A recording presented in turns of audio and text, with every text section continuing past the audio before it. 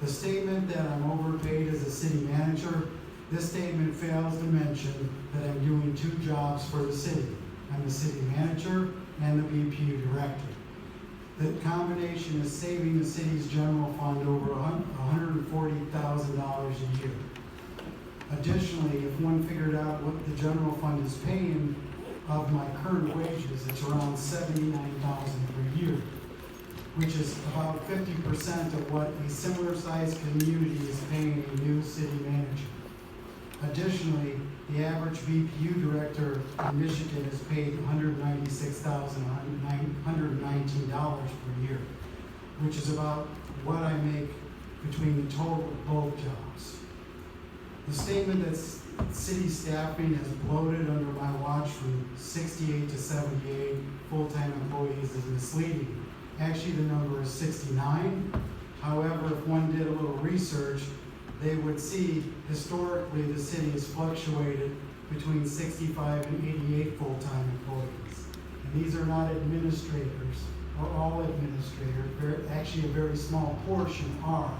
They're laborers, they're charter required positions like the clerk, they're the firemen, they're the policemen, and they're the DPS workers that are pushing the shovels, repairing things in the community. The statement lacks any context for what's going on, which I'd be happy to explain with anyone at any time. The statement that I maximize property taxes, this statement is not true. City council and residents do this. The city manager cannot do this unilaterally. Staff makes recommendations and city council approves. In fact, the last two tax increases for public safety and roads and leaves were both approved by a vote of the Hillsdale's residents, not me. The statement that I've given millions in tax breaks to corporations, this statement is not true. A variety of tax abatement and incentive programs have been created by the state of Michigan through the legislature, and the cities adopt them. Hillsdale City Council has adopted a number of these programs, and city council decides who receives the incentives. City staff only helps prepare the application according to city policies and recommends to the city council, but the city council makes the final approval.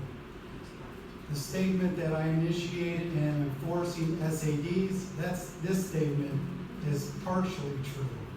The untrue part is that I initiated SIDs. Actually, the SADs were recommended by the Fair Committee, made up of many from the community and elected officials together. The current majority of council believes that this is the best method to help with street repair funding. The true part of the statement is that I do enforce SADs as a directive or direction of the council. When the council approves an SAD, it's my responsibility to enforce that policy or directive. The statement that I increase fees universally, this statement is not true. In most cases, proposed fee changes go to the city council committee for recommendation to the full council for adoption. The city manager does not unilaterally increase fees. City staff only presents data and makes recommendations. And finally, my last two corrections. It's been stated that if this contract amendment is approved, I will have absolute power and can ignore the mayor, city council, and residents. This statement is absolutely not true. I've been in the 7-year contract for 3 years now, and I believe everyone on city council would agree that's not how I operate. But more importantly, it would violate the terms of my contract per section 1 of my employment agreement, duties subsection A through D. The contract clearly protects the city and its residents on this concern. Which brings me to my last correction, which is completely false. That I get paid a severance if I'm terminated with or without cause. My contract is clear. I only receive severance if I am terminated without cause in section 7 and 8 of my contract. This to me is the most egregious falsehood or put forward because I would be upset myself if I saw this in a contract for such a term. My contract is in the packet, and those who posted these false statements could have easily researched and wrote the truth, but they didn't. In closing, I hope the council does not let an anonymous group of writers derail this proceeding and deceive the residents into believing misleading and false information that is in direct opposition to the BPU boards and the OMG's unanimous votes in favor of this amendment. For this anonymous group to make up facts, to get others riled up to oppose something is unethical and lacks the common decency that they claim to be in pursuit of. This city council should not reward these actions or behavior. Thank you. Thank you, Dave. Okay, I don't see any reason for council to make any comment on that, as we will have plenty of time to talk later during the contract. We'll move into public comment on agenda items only. During this time, the podium will be open. Please limit your trips to one to the podium. Please limit your time limit to 3 minutes. And folks, we're pretty busy here tonight. We've got this timer here. I'm gonna be very, very strict about the time limit. So if I cut you off, I'm not trying to be rude. I'm just trying to make sure everybody gets an opportunity to speak, and also that we can move through this meeting with decorum and practical pace. So, podium's now open. Ray Reiner, 73 East Sharp Street, Ward 4. Well said, Dave. Thank you for all you do for the city of Hillsdale, the BPU, saving us money, be able to divert those funds somewhere else. You've come here, been city manager for a long time now, and had the best interest of the city at your heart, so I appreciate that. With that being said, that's all the comments that I have. I think you covered everything, so should be a short meeting for you, and I'm gonna go home now. Thank you. Thank you, Ray. Podium is still open.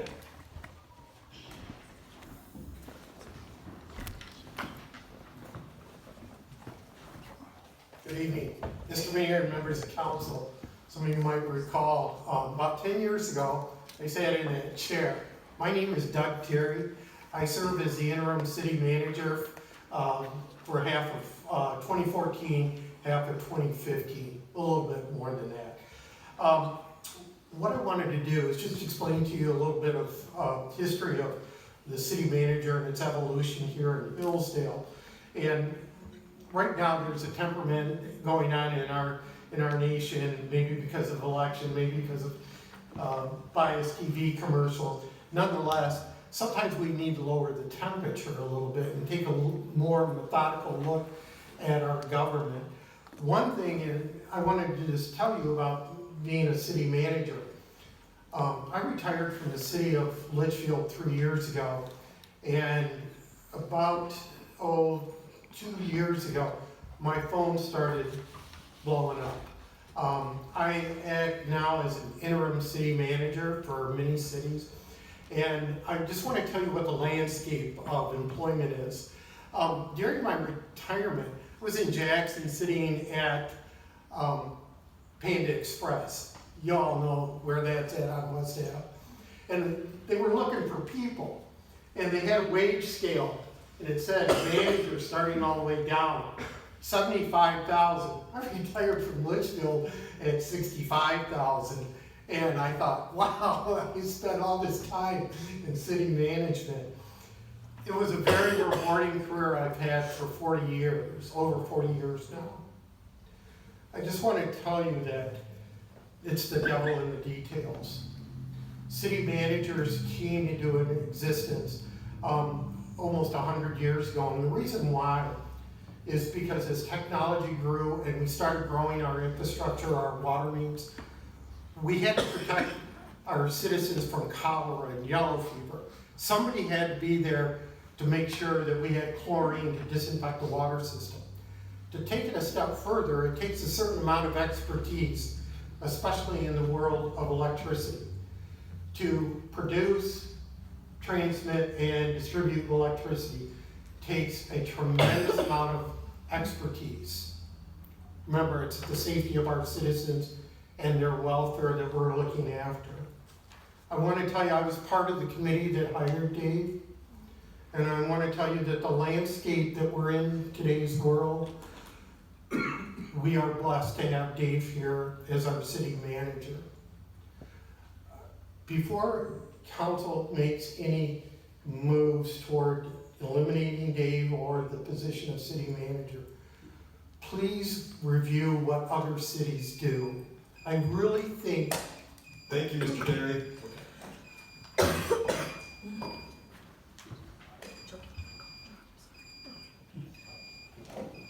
Podium's still open. All right, whenever you're ready there, Adam. You're good to go, George. Ready? Thank you. Yes, sir. Good evening. My name is George Allen, and I live in Ward 4 with my wife and 3 children.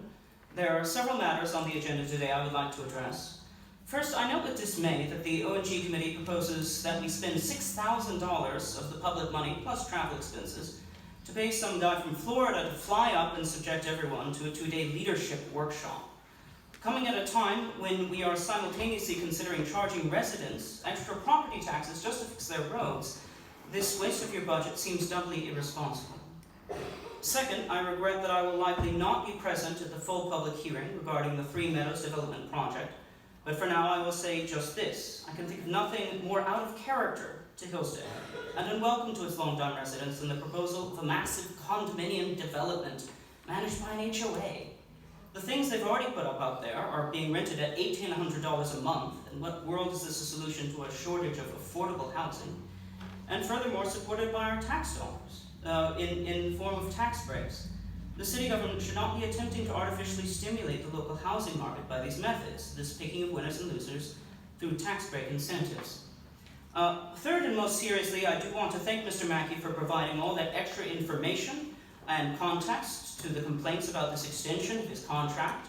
I'm especially glad to hear about this business about severance with or without cause, which was one of the most alarming things I was under a misunderstanding about. However, I still must urge you to deny the O&G committee's request that the contract be amended to extend it to 2032. The choice of city manager is possibly the council's most important power and greatest responsibility. The city manager makes innumerable day-to-day business decisions that directly affect the governance of the town. Many of these decisions not escalated to council for approval or oversight, and that's what he's hired for, of course. By guaranteeing the city manager his position for another 8 years, seven and a half until mid-2032, this council will effectively nullify one of the most important powers of our elected representatives of the most important position in the city. Now, of course, they can criticize his job and say, well, we've got to remove him and get somebody else, but extending the contract to that length rather than a much more reasonable 4 years or 5 years makes that hurdle much higher for future councils who want to have their choice of city manager. It says in the charter, the city manager shall hold office at the pleasure of the majority of the city council. At the pleasure of the majority of the council. One must assume the intent of the law is to mean whoever is actually on the council at the time, not whoever was on the council 6 years ago or 7 years ago. I say nothing about the city manager's performance or salary or anything. I have no criticisms to levy against Mr. Mackie in terms of the performance of his work or what he's recompensed. I would still say this does not give council the legal power or moral right. Thank you, Mr. Allen. Thank you.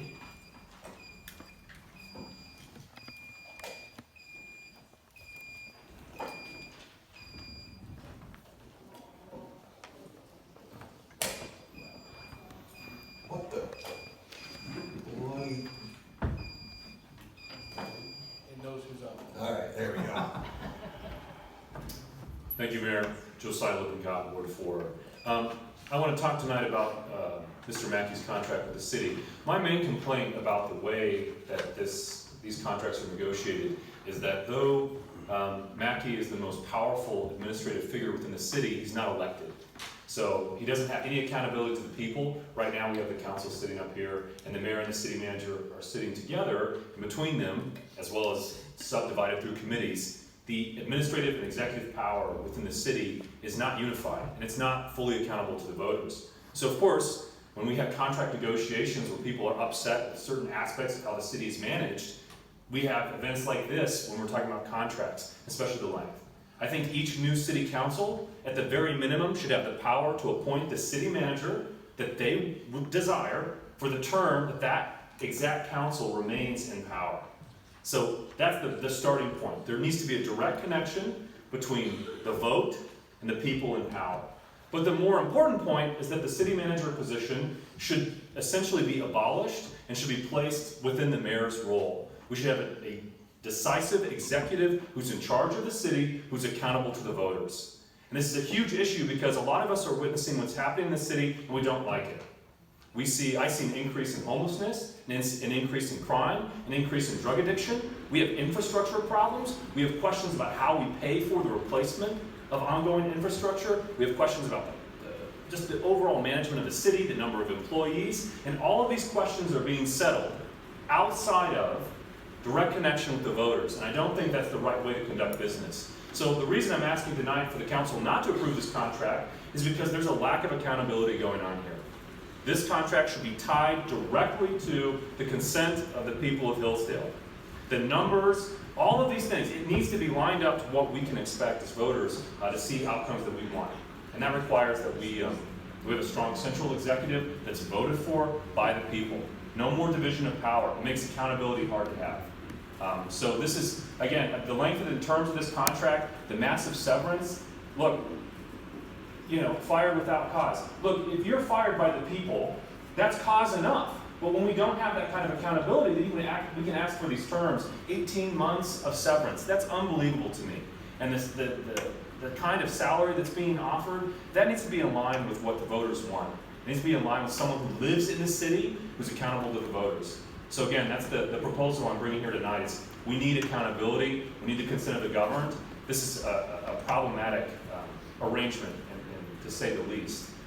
And it's upsetting for those of us who look at the city and find a lot to be desired. So that's my call tonight. I want to see a strong central executive. I want to see the charter changed. I want to see the city executive accountable to voters. Thank you, Mr. Lippincott.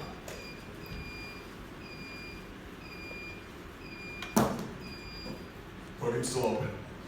Right, thank you. My name is Eric Coates. I'm a member of the BPU board. I came tonight to speak on behalf of that board.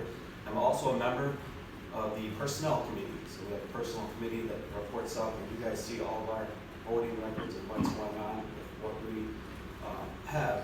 So I think Dave, Mr. Mackie here, has achieved unanimous support on his last review, which you guys are seeing, based on the criteria that we have set up for him. There's 4 categories: financial management, operational performance, systems improvement, and customer service. For that reason, I'm here to offer our support as the BPU board for today. Thank you. Thank you, Mr. Coates.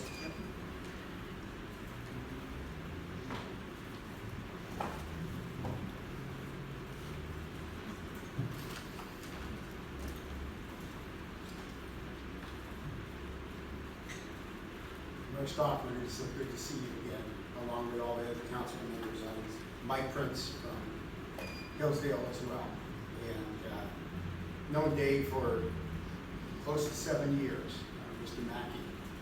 I have known him to be very accountable, very encouraging. I have prayed for him and his family, as well as each person on this board that I love and appreciate. I don't know how you do what you do, but I know that it requires a lot of prayer and patience and understanding. With that being said, I'd like to see Dave continue on with the needed contract that he's requested. I understand that there are a lot of misunderstandings, as there is with everything.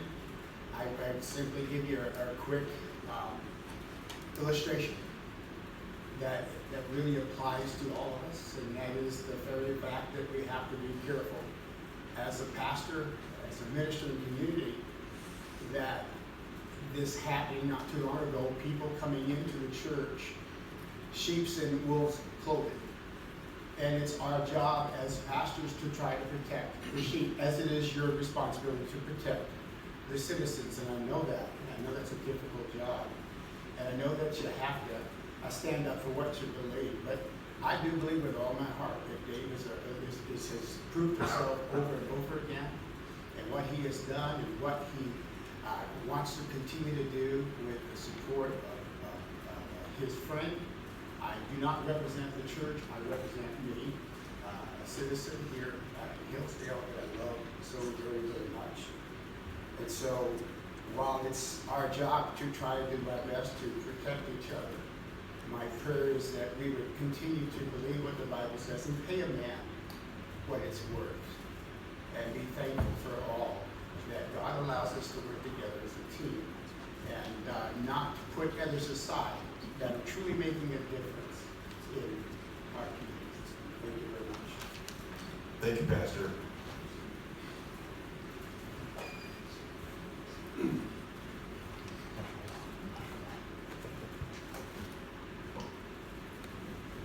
Ready? All right, my name's Barry Hill, a longtime resident of Hillsdale. I've spoken to you before. I'm the past chair of the BPU, the past chair of the EDC.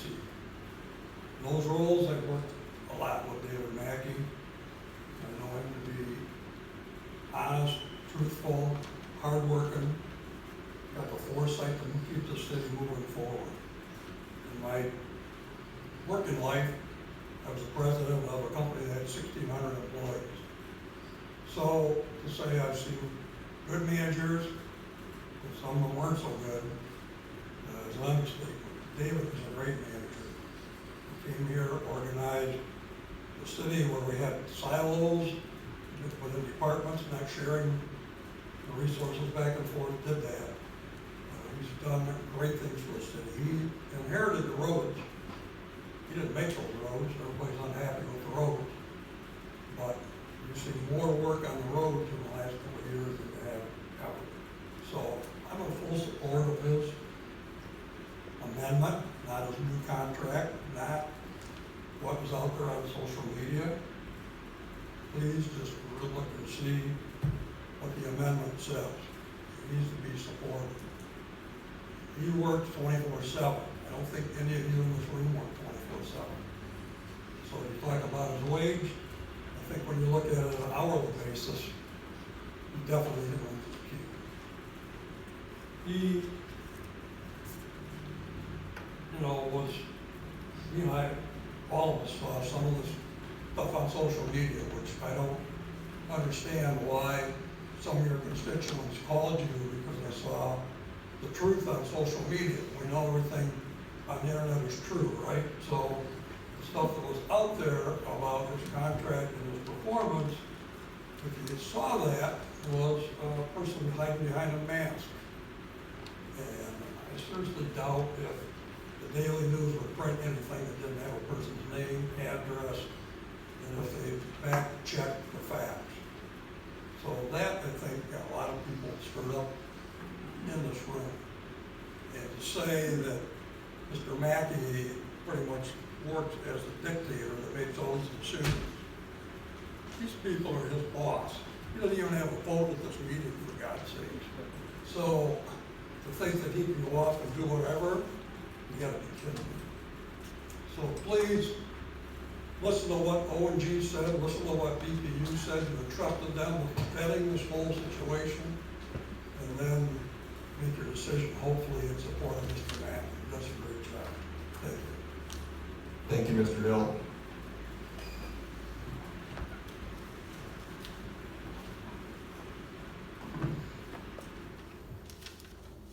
Thank you. I'm Joshua Wechter. I live at 304 Scenic Drive.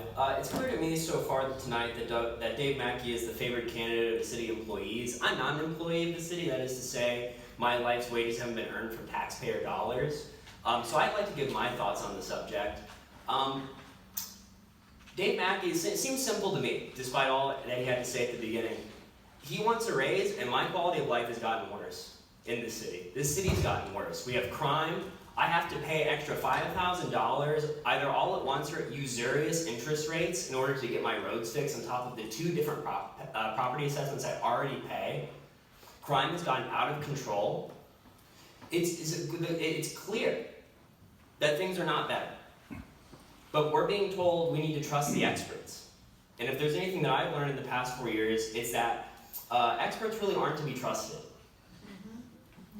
If we want to keep on Dave Mackie. He needs to be kept on at the pleasure of the council, that is to say, people who are actually elected to govern us. So the point that was just made, that he's accountable, well good, let's make him more accountable. I mean, I second what Mr. Lippincott said. I think we ought to have his term coterminous with elections. And I think that people are going to remember, given what we've experienced, inflation going up, cost of living going up here, they're going to remember if this council votes to give Dave Mackie a raise while all of us are suffering. Thank you.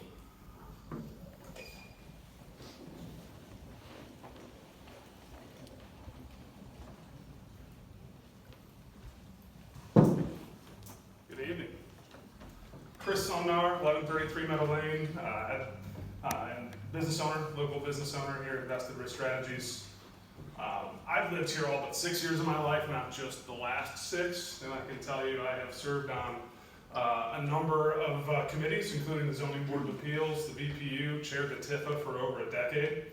And in those capacities, as I emailed all of you, except for you, Mr. Beer, I don't think you had an email online, that have worked closely with Mr. Mackie and can tell you that in the 22 years since I've been back here in business, I have seen 5 different city managers, and I can't tell you how much better this city is in terms of operationally and otherwise than it was.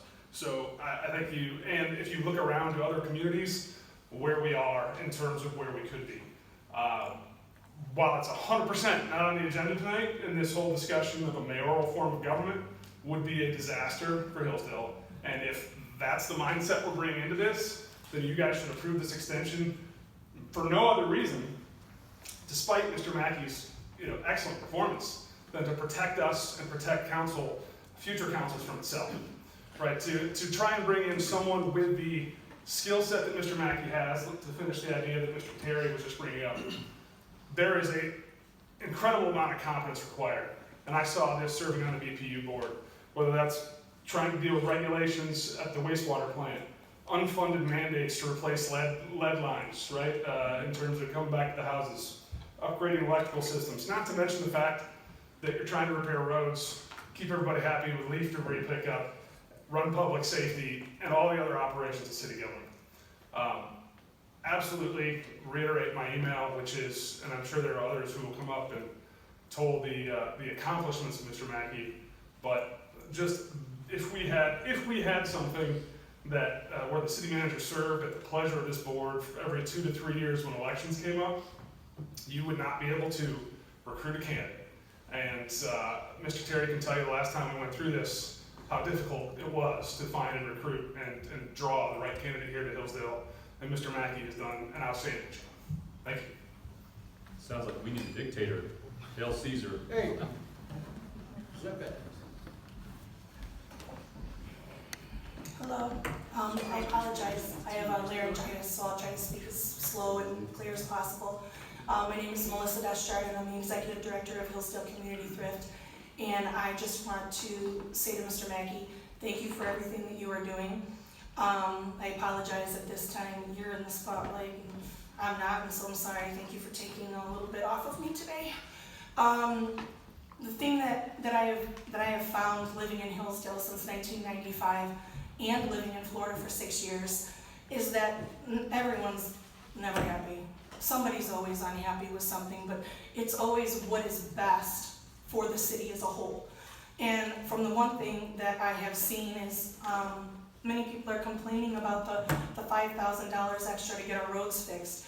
I don't know about you, but to fix my vehicle is actually quite expensive. I would rather pay the next $5,000 so that the next, 2 generations don't have to fix their vehicles. While yes, it does bring in great business for the local dealerships and the local mechanics, the thing about it is that we're not the only city that does this. Jackson does this. Many cities across the nation do this because there's never enough money to fix the roads. And the one thing is that it's always curious when people always say that a position should be elected. It's such an important position that when you go to a new job, if you ever remember starting a new job, right? You walk in, you're somewhat clueless. You might think you know what you're gonna do when you walk in there, right? And so if we're gonna start replacing people every, 6 to 8 years, they're saying, that will be more detrimental to our city because it's a restart every time, every time. I would rather have somebody who is held accountable. I mean, let's be honest, we have social media. I mean, you can't sneeze wrong in this county without somebody saying something on information station or the nosy butts of Hillsdale. So, let's be honest. I mean, there's not much that goes on in this city without people knowing. Thank God for social media. The one thing that I can say is that he is transparent, and he is kind, and he has definitely been patient with me, and y'all know how passionate I can be. So the one thing is, I just want to leave with is thank you, Mr. Mackie, and you've done a great job.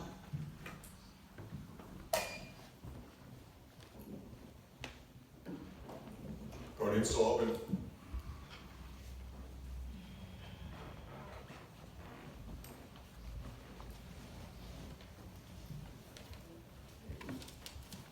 Hello, I'm Dale McCurry. I have not been here for at least a decade. 3 South Broad. I have no ability to comment on the effectiveness or the aptitude of the job that you do.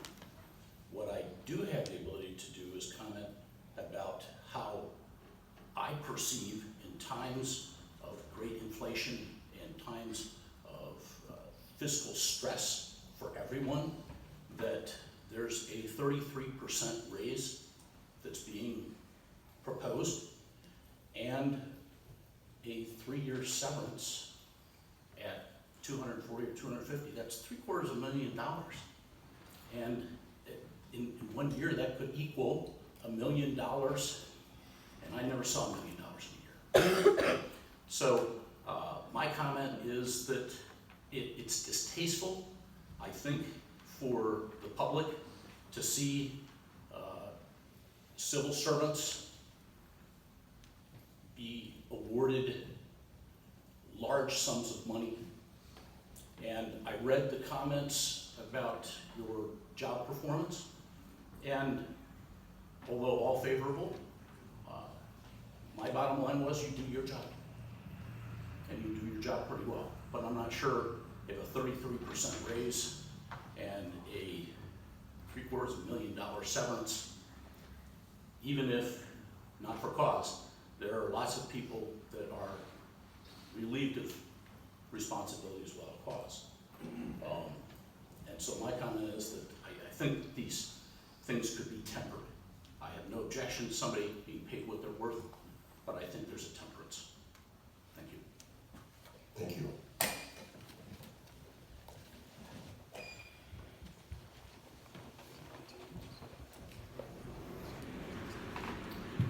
Jeremiah Regan, Ward 3. Sorry, Jeremiah. You're all right.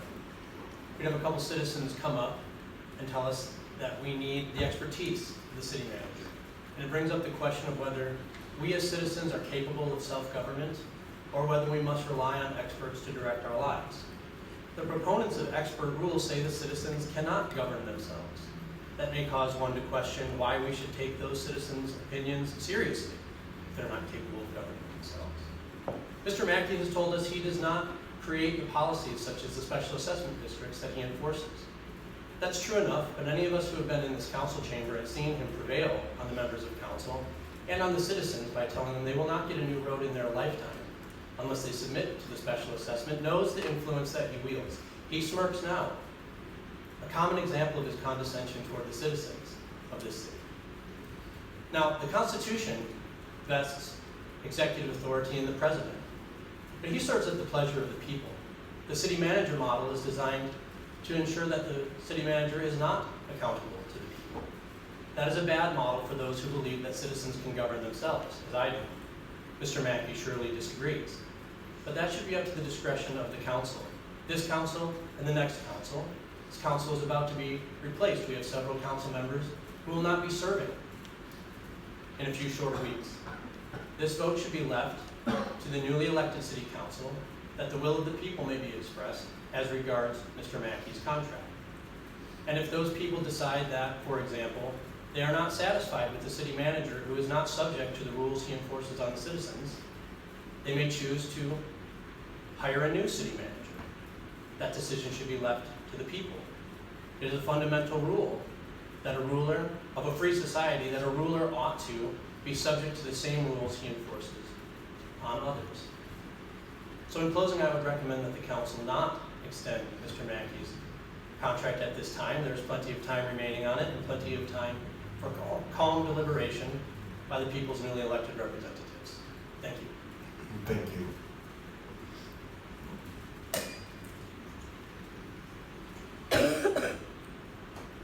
Podium's still open. Sorry about the way I'm dressed. Got on the way. Look great, Ken. Come here. Anyways, I've seen a lot of city managers too. I've been around and, got anything of the name, just been somebody else, honestly. Was that lively? And there's one before him, and yeah, there's been at least 5 in my lifetime. I've been able to come to David anytime we've had a problem. And it don't always go my way, but he always says, somebody was saying that he gets to dictate. No, it doesn't. He has to go back to you guys and get permission to do anything. I don't know how many you have to go show your hands who's leaving this year or whatever. Yeah, that's a bunch of them, that's for sure. That's a whole bunch of them leaving. But quit pointing fingers. The guy does his job. I'm a business owner. I own a couple of businesses. I try to be respectful to my community as far as the $5,000 a hit our taxes. That sucks, folks. It's terrible. But these roads have been bad long before any of these guys got on did their jobs. The job has to go farther than that. We all have to pitch in a little bit. I don't want to. I'm going to end up paying almost $100,000 in taxes because of this on the properties I own, unfortunately. You say, well, I own more properties, so I'm richer. No, I got to pay taxes just like everybody else in this building. So don't push it all off on a guy that's trying to do his job, because he does do his job. I don't know if I like it, trust me. we've had a few problems, but I got to tell you, maybe you don't need to make that decision tonight. Or whenever you're supposed to make the decision, but I got to tell you, somebody make the right one, because I've been through a few of them, and you can't even have a conversation with them in your office. That's about all I have to say. But he's a good man. Thank you, Ken. Nurse about your cell phone station.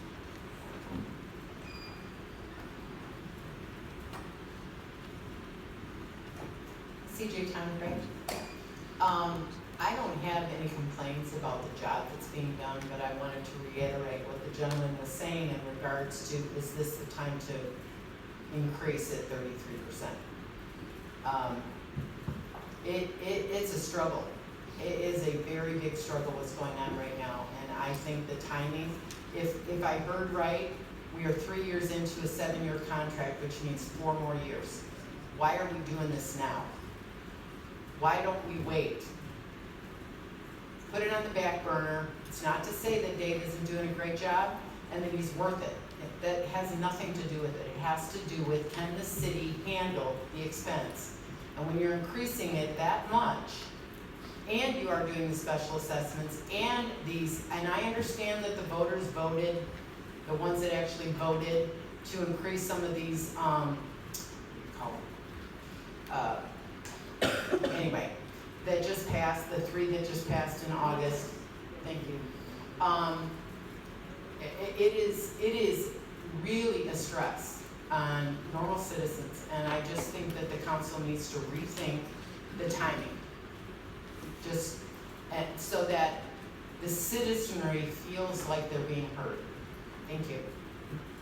Thank you.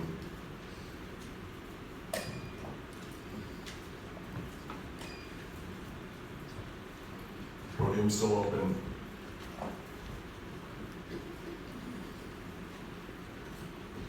Mayor, City Council, former Mayor Scott Sessions, 102 Cold Spring Circle. I'm here to support City Manager David Mackie. Over the last 9 years, I've seen how well Dave Mackie has worked as a city manager, moving the city forward in all areas. I'd also like how ONG committee highlight City Manager Mackie's performance over the last year.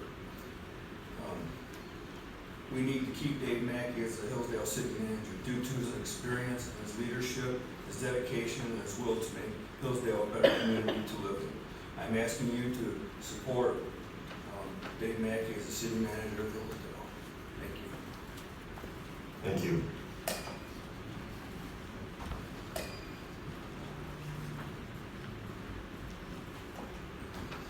No, I haven't been on social media, I didn't know anything about this. So I was like, whoa.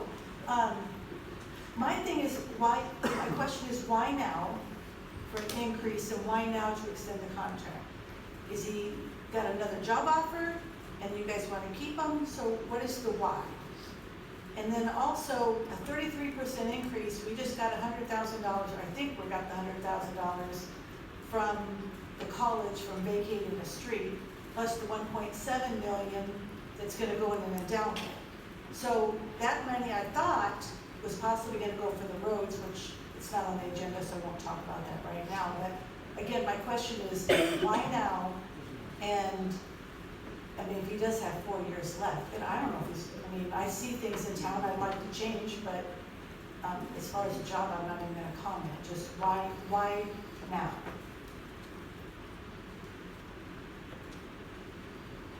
Thank you.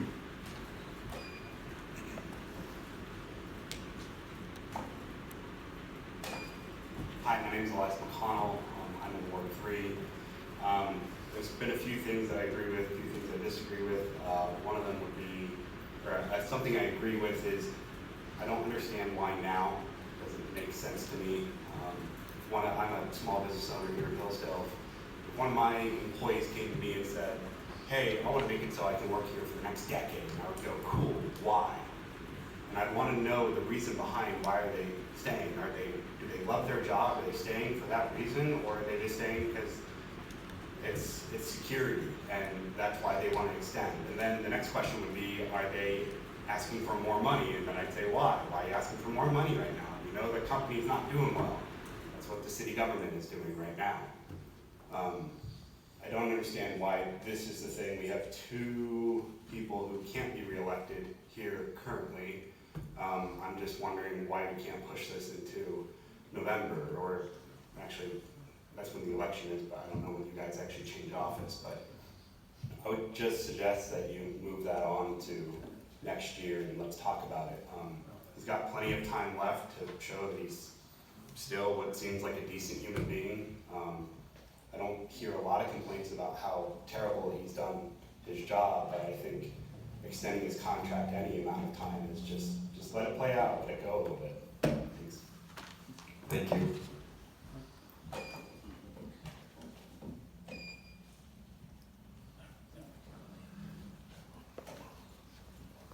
Hi, Sam Negus, Ward 3.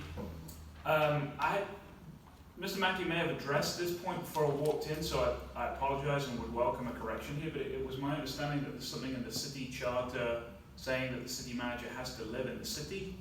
Is that, I was surprised not to see anyone make a comment on that. Is that still the case, or did that get cleared up? That's that's been talked about a lot of times, and it's our understanding per the city attorneys. Actually, it was a previous city attorney that told me that you can't enforce residency requirements on employees. And so Dave's an employee, not an elected official. I don't know if it's equal opportunity or what it is, but that's right, Tom? Okay.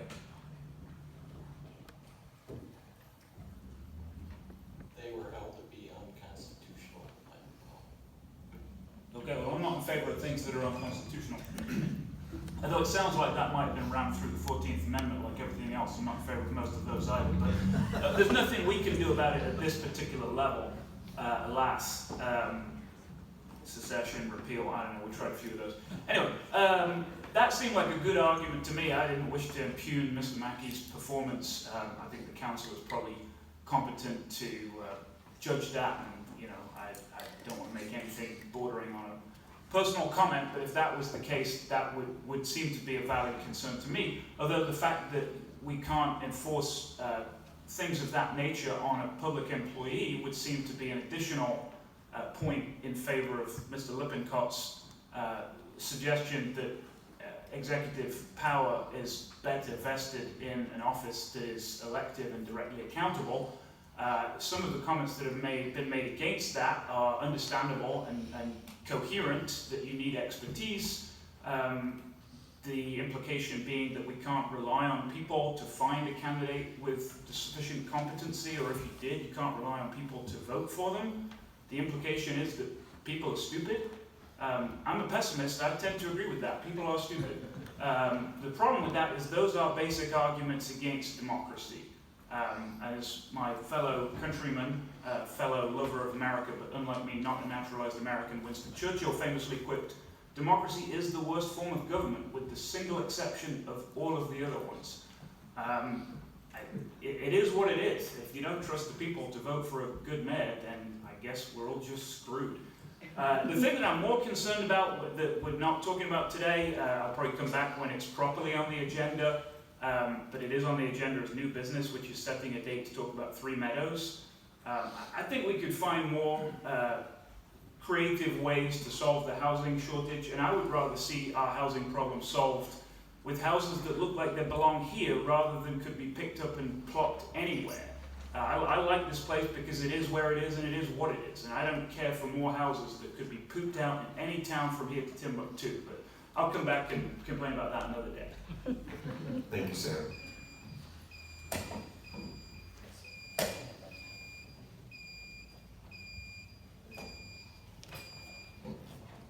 Podium's still open. Before you start, can I congratulate you on working microphones and a sound system? They were not here when I was before. Okay, start with Thanks. I'll go after the Brit, so you guys still have some goodwill in you.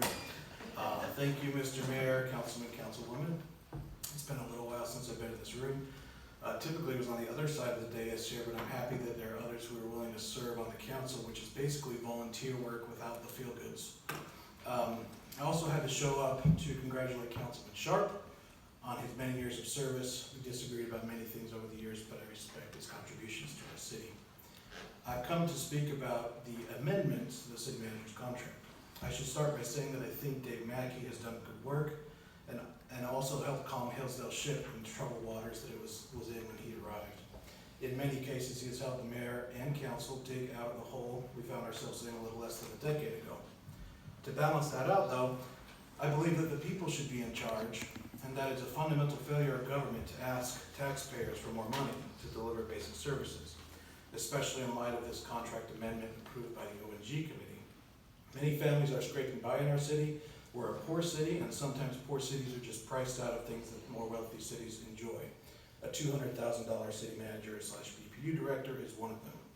The median annual income in Hillsdale is $50,000 to $60,000. This contract, as I understand, just gets us approaching $200,000 annual salary. Take the name off the top of the contract, and I hope you realize that this amount is fundamentally unjust to the citizens of Hillsdale, especially the taxpayers. There may be some in this room who make that kind of money, but they are few, and I doubt any of them work for government. I'm also appalled, and I think you should know, this contract amendment is for 7 3/4 years, binding many future councils to your decision. That is not right, and it's a fundamental departure from the principles of legislative power. And what's even worse is that if the people, through their elected representatives, decide to terminate the city manager's employment, we would be on the hook for nearly $500,000 in salary and benefits, while paying the new city manager his salary. And for cause would be taken to court. You could say it's for cause or not, but when $500,000 on the line, you bet that would go to court. A few months severance has always been more than generous. How many people in this room have a severance guarantee? I don't think any. Even federal government employees at the highest level, GS 15, step 10, are limited to 1 year in severance. And the federal government can print its own money, much to our detriment, of course. It's baffling that any contract would be approved in anything more than a few months. By approving something like that, you're making whoever is city manager impossible to fire, which means that there is little to no accountability to council and therefore to the people. The fundamental question here is who is in charge? Either the council and the people are in charge or the city manager is in charge. I believe the former is the only proper way to run government. You can't say you're for safety in roads if you approve this absorptive contract amendment. The current contract gets us closer to expiring, and then we should see what we can get after that. I would also suggest that if the city manager did decide to go somewhere else to retire, it would be time to consider Mr. Littlecott's proposal. Thank you.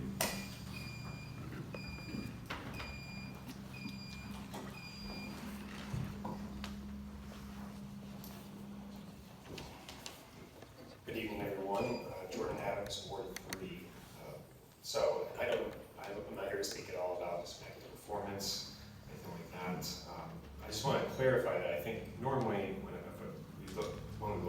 contract run out in the closing months of it or the year preceding, work on a new contract. This is, I understand this to be an amendment. It did sound off the top that this would be just a 3/4 of a year extension amendment to it, but based off of the text of it, it does go, currently the contract would go through 2028, this one will extend it to 2032. So one of the concerns I have been is that what we're doing here tonight is great because it's deliberative and the council does get to make a choice. And this is how it's supposed to work, and we have some folks saying let's trust the city and the experts and the employees a little bit more. Another half saying, you know, we want the council to listen to constituents. That's great. The problem is that if this extension has happened here and this amendment goes through, is that you're going to bind the council up and maybe for the next 8 years. I mean, there's a chance. There's a chance. We certainly will have a new mayor in that time. There's a chance we may have a second new mayor within that time. Within that time period, the entire council could be different. Everybody could be gone, and it would still be binding them. So I think that's the crux of it here. It's like what we're doing tonight is great, and this is what should happen. This should happen every time there's a council. This should happen every 2 years at most. Or at the worst case scenario in my mind, wait until the contract expires or comes to the end. So my main question then is, why does this happen now? That's the biggest question for me. Like, why does this come up just now? And somebody said maybe Mr. Mackie has a new job offer, which I understand, right? You're trying to get a different job, you get a good offer to play it off of it. That's fine. That's good negotiating. Or is it an electoral concern, or what is it? So. I went through the ONG committee, and the folks are on there, so they can address that as they see fit. But those are my comments for tonight, and I hope that you will consider. Thank you. Thank you, Jordan.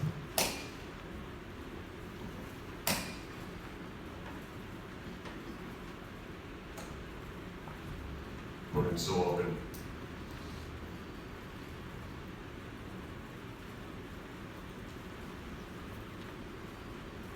Ted Jansen. I'm thoroughly confused by what some people have been saying, because I'm looking at the amendment to employment agreement, city manager. Nothing in here is about a pay raise. I have no idea where this phantom pay raise comes from, this 33%, other than through false information on bogus sites. All the council is asked to do is to extend the contract for 4 more years beyond what it is. I'm just wondering, people talk about, well, there has to be some accountability. City manager is accountable to each and every one of you. If he's not doing his job, then you can get rid of it. There came a time where the people felt that the city council was not being accountable to us. And we had, I think it was 2008, the uprising with a charter amendment to get rid of the city manager Wagner. And 2/3 of the people agreed with us that the city council was not accountable to us. And Mr. Wagner left to this idea. Every 2 years there's an election. Somebody leaves every 2 years. We're going to have review of the city manager's contract every 2 years and say, okay, sorry, the new guys don't like it. Goodbye. You'll never get a city manager to ever take that job. We're also looking at a city manager who's not only the city manager, but the director of BPU. You think there are many individuals out there who are willing not only to be a city manager, but also be in charge of running BPU? Get real. We are very fortunate that Mr. Mackie can do both jobs for us, and testimony has been before us. He's done a great job of being city manager and leading our BPU. So look at this contract, let's extend it, and get rid of all this little petty drama from the false sites. Thank you. Thank you. Podium's still open.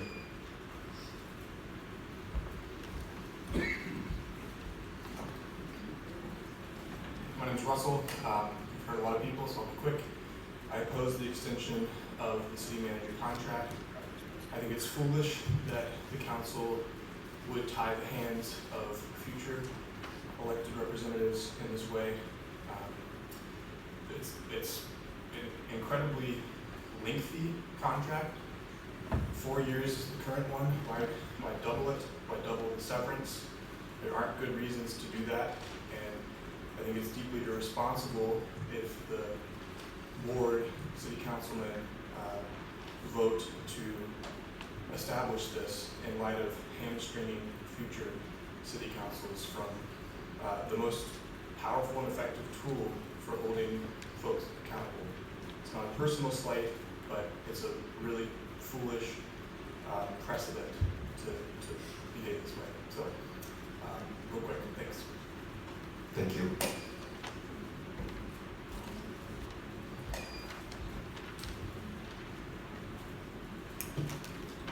My name is Brianna Regan, and I live in Ward 3.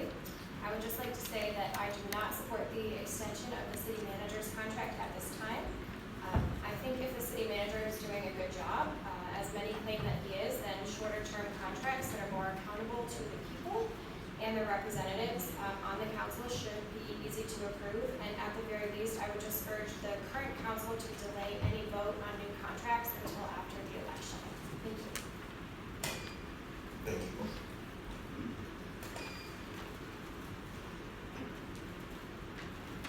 Podium's still open.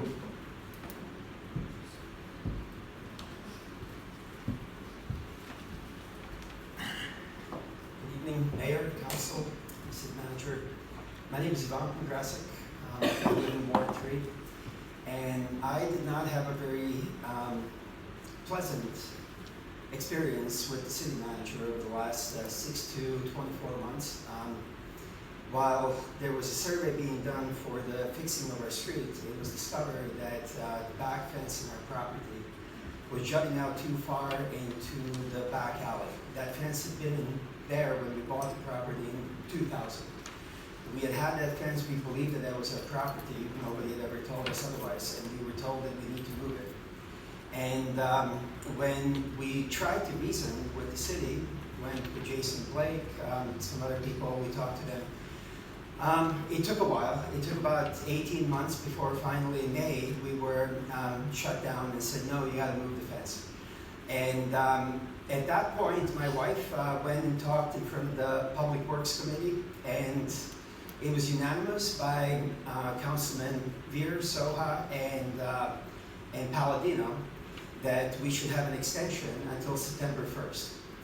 And we believed that we were working within that frame to find another solution.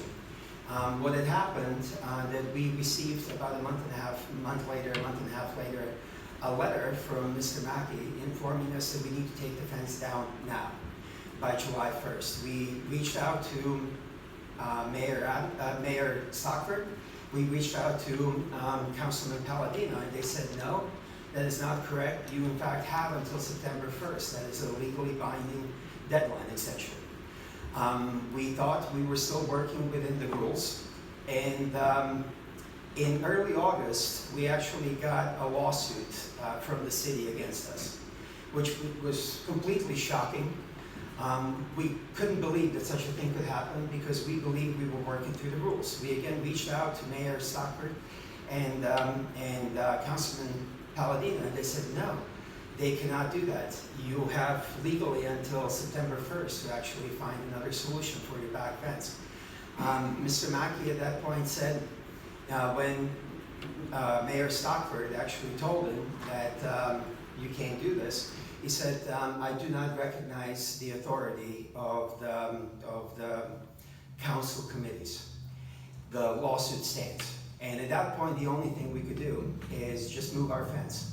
And we were shocked, actually, by the level of coercion that we were experiencing when we thought we were working within the city.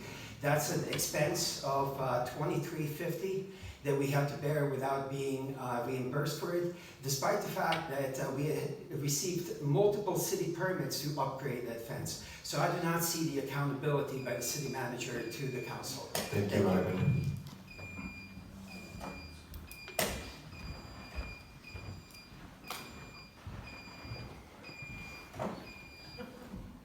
Podium's still open.